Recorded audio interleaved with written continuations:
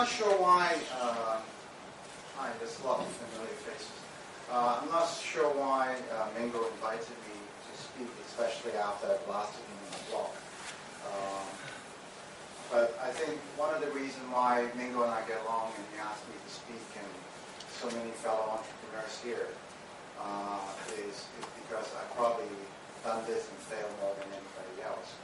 So good morning, Vice Chancellor Song, Ms. Wei, Professor Ao, and obviously Mingo. Thank you for inviting me here to speak. As you've heard from the MC what SoZo Group is all about, I will take the next 5-10 minutes without boring you to share with you some of my views about social enterprise, especially I see a lot of fellow entrepreneurs who want to be. It's kind of weird, I can't see the slides, so bear with me.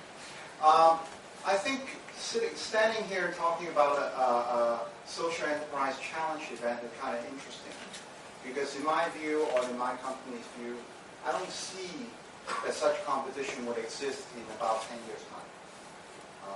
I think all businesses should be social by that time.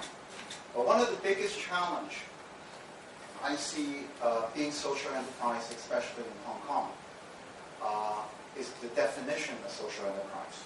I hope I do not offend Ms. Wei. Most people call me banana because I came back from New York, and culturally, politically, I'm definitely incorrect.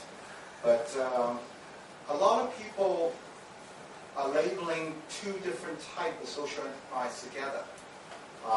There are two different types of social enterprise. They are charity-based. You get donors.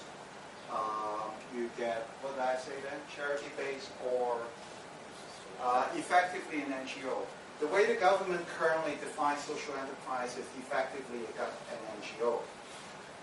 There are other kinds of social enterprise. They are company making social impact. They may be for-profit or non-profit. Freddie came up with a point the minute he saw me just now and said, hey, I just came back from the US. You know what? How come they can do all those things over there? Well, I really don't have an explanation. I chair a panel on Monday for Asia Society, and I asked the three panelists, what is the biggest challenge being a social enterprise or being an innovator? What do they tell me? You think they will save money, resources. All three of them say the definition of social enterprise. The reason is they take an innovation to a bank, they take an innovation to a VC, they say, I got this brilliant design, but I'm shipping it to Zambia. You say, are you nuts? Why don't you build a business plan based on shipping stuff to overseas, to the poorest country? There's a lot of education that we need to do. Keep doing this. So do we really need a label to make a difference? Do we really need a label to start a company to make social impact? I don't think so. Now, having said that, I applaud Chinese University for having such a program, because this is a brilliant platform for you guys to get started. But I also want to share with you some of my views. Having succeeded, having failed, having raised lots of money, having taken company public, and having experienced a lot. I'm actually as old, probably older than Timothy there, although my hair is not gray. So I wear a lot of battle scars. When I was asked, hey Ray, did you forget that you're supposed to speak tomorrow? I said, ooh, I better get some slides together. And one of the things I read on the brochures is about passion. So I walk around the office and I say, guys, what is passion in Chinese? You know what? We couldn't find one word to encapsulate that. In your brochure, there's two. So what is passion in Chinese? Let me ask the young people back there. Listen, kitchen. What else?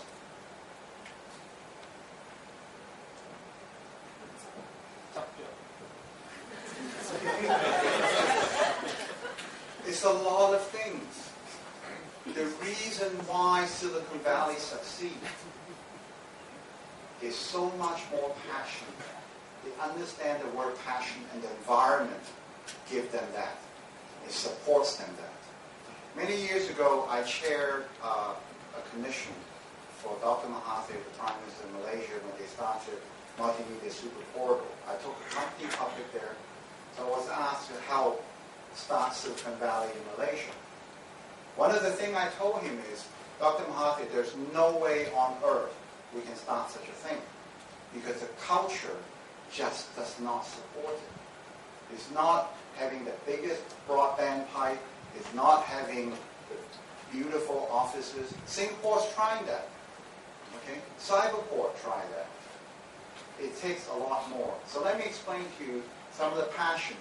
Now, at SoZo Group, although we are a for-profit investment advisory, for the last 7 months, I got to say it opened up my eyes.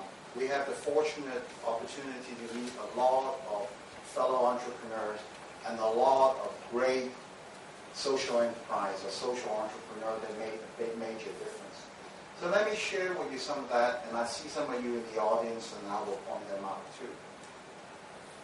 What makes a graduate of Penn State University in the U.S. who came from the country in Nepal? He came back to Nepal with a master's degree in engineering. He got his ticket written. He could have settled for life working for the government, a very good job. What made him change? What made him create 25 companies in the last 20 years and basically change the face of Nepal's education? It basically saved hundreds of thousands of people from kerosene lamp burns. That's a new chapter. There's an Ashoka fellow. We had the great opportunity to meet him, and he lectured to my team. He connected all the dots. Now, what's amazing about Anil is not only he used standard technology to invent a solar lamp, a solar radio. He teamed up with Gammon Bank, which everybody hear of, microfinance, Mohammed Yunus, to finance a market that's only $1 a day. This is called a $1 a day market. He was selling a $50 solution to the market with no default. Now, that's not all. What is amazing about Anil is, I asked him, what makes you do that? He said, when you wake up in the morning, you care about something. You care about the change. You go ahead and do it. That is passion. Okay? He not only did that, he realized that up in the hills, kids don't go to school because it's too far to walk. So he put the solar charging station in schools. So guess what the mothers do in the morning? Kick their kids outside. So go and charge those damn lamps. Charge my radio. He raised the literacy rate from 12% to almost 100% up in the hills. Because students now go to school, initially on the premise of charging the lamps. Now you would think, oh my God, now the kerosene lamps guys go out of business because they don't sell kerosene lamps anymore. People don't get kerosene burns. Now what happened? He changed the cottage industry into making those solar lamps. So you connect the whole dot in one big virtuous cycle. And he gave the company away.